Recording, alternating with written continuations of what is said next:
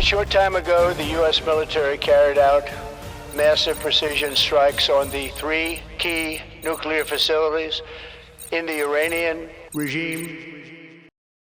You're watching 10-Minute Quest.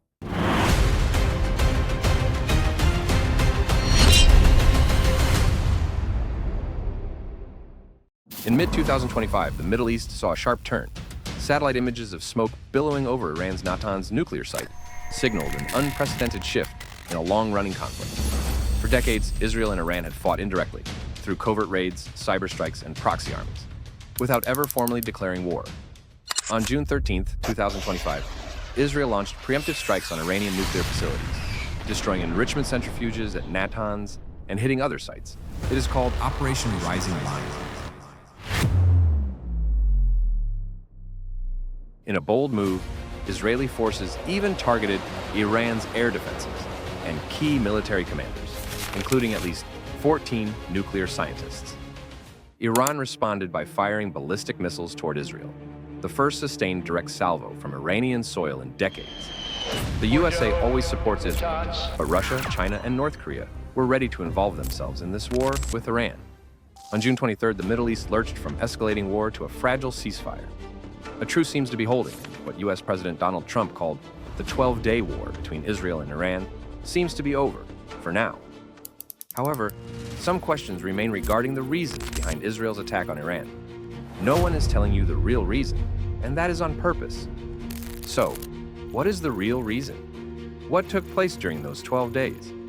What is the cost of this war? Just how many innocent lives were lost in the cause of global conflict? To understand today's explosions, we must look back. The echoes of history run deep.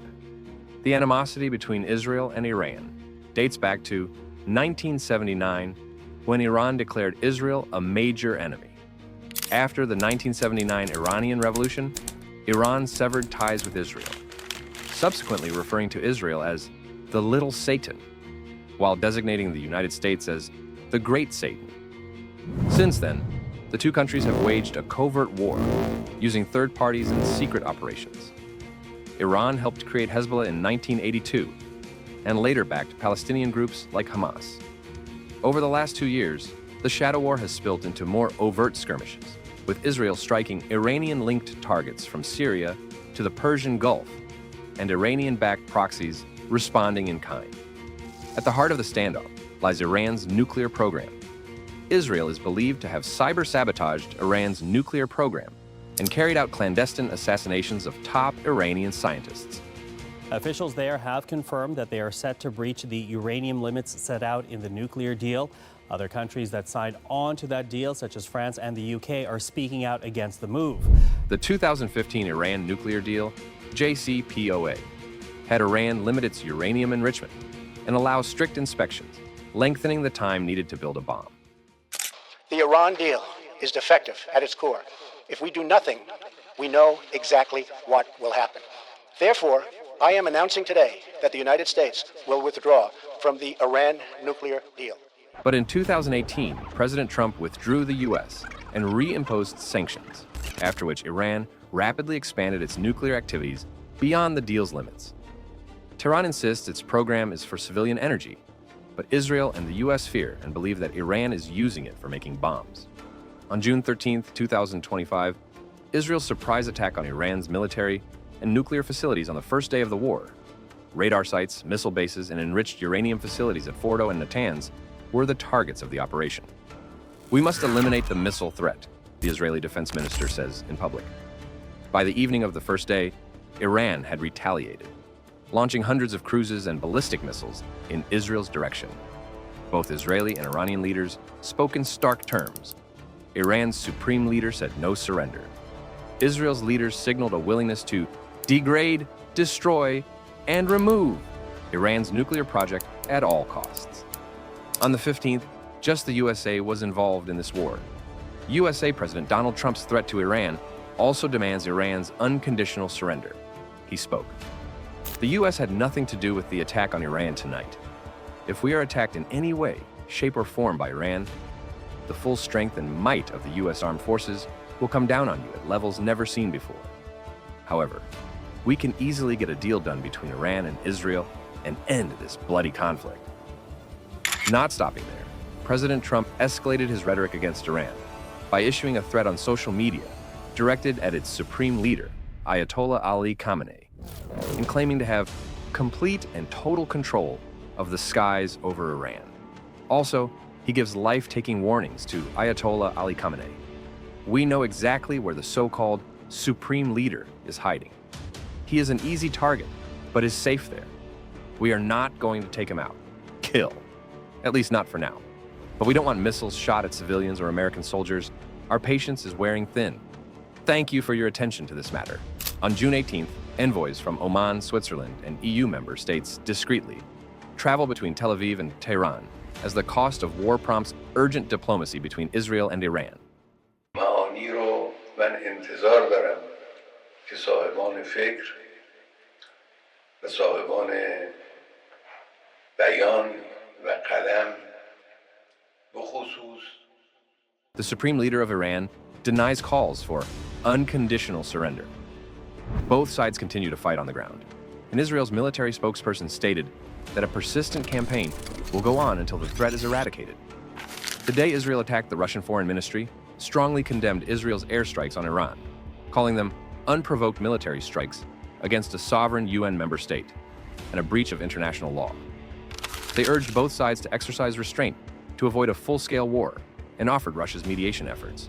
Also, on June 19th, Russia coordinated a statement with China. In a call with President Xi Jinping, Putin jointly condemned Israel's actions and emphasized there is no military solution. He called for an immediate halt and prioritized diplomacy.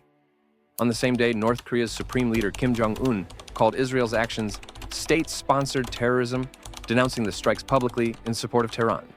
He mentioned, Israel, backed by the United States and the West, is a cancer-like entity threatening peace in West Asia. Global news headlines depict the region's nations mobilizing, with Turkey demanding an immediate ceasefire, Saudi Arabia openly denouncing Iran's aggression, and Russia cautiously watching from the sidelines. Congressmen discuss increasing aid to Israel, but Beijing leaders advise prudence and communication. On 22nd June, USA B-2 Spirit bombers flew non-stop for about 37 hours from Missouri to deliver what President Donald Trump called a very successful attack on Iran's nuclear program, the New York Times has reported, quoting an unnamed U.S. official. The stealth bombers, refueling several times midair, struck 3 key Iranian nuclear sites, Fordo, Natanz, and Esfahan. Fordo is gone, Trump said, referring to the heavily fortified underground facility, long considered Tehran's most secure nuclear site. Tonight I can report to the world that the strikes were a spectacular military success.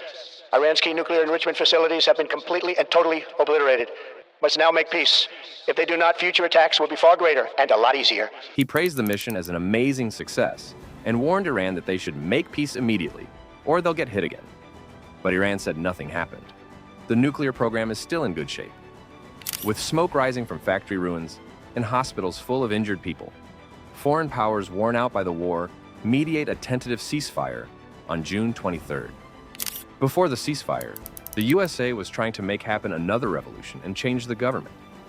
It's not politically correct to use the term regime change, but if the current Iranian regime is unable to make Iran great again, why wouldn't there be a regime change? Miga! However, it did not occur. Trump announced a ceasefire in the Israeli-Palestinian conflict, urging both sides not to violate it. The Israeli government agreed to the U.S. ceasefire proposal after Iran agreed to stop attacking if Israel did the same. Israel accused Iran of launching further attacks on its territory. The ceasefire came after Iran launched missiles at a U.S. base in Qatar on the same day, in what it said was a retaliation for American strikes against its nuclear sites over the weekend. The USA celebrate like they and Israel win this war. In these 12 days, what was the real cost and how many innocent people suffered? No one will reveal the exact number. Israel is spending approximately $725 million daily on military operations, including actions on multiple fronts, including Gaza and Iran, totaling approximately $1.45 billion in 48 hours. Interceptor missiles, such as David's Sling and Arrow, cost up to $3 to $4 million per shot, pushing daily military spending into the hundreds of millions for missile defense. These 12 days of war cost around $12 billion. Iran's costs include direct economic drag, with the World Bank warning that even a short conflict with Israel could slash Iran's GDP by over 10%, leading to inflation and oil exports dropping 2/3. Infrastructure damage is estimated to be between $150 and $200 billion. Global fallout includes soaring oil shipping costs through the Strait of Hormuz, oil prices potentially jumping to $120 to $150 per barrel, and economic ripples such as global inflation, higher transport costs, and potential recession risks. Iran has reported 600 to 1,000 deaths and 5,000 injuries, with official figures ranging from 224 to 974. The Wall Street Journal reported 639 deaths, while the Iranian Health Ministry reported 224 deaths, and Harana reported 865. Israeli medical officials report that Iranian missiles killed 28 people and wounded over 3,000 during the conflict. Ultimately, this 12-day conflagration leaves the Middle East irrevocably changed. It answers one question. The immediate threat was neutralized, but raises many more. Can peace be built from the ashes, or will new vendettas be born? Is this the end between Iran and Israel, or just a break before a big blast?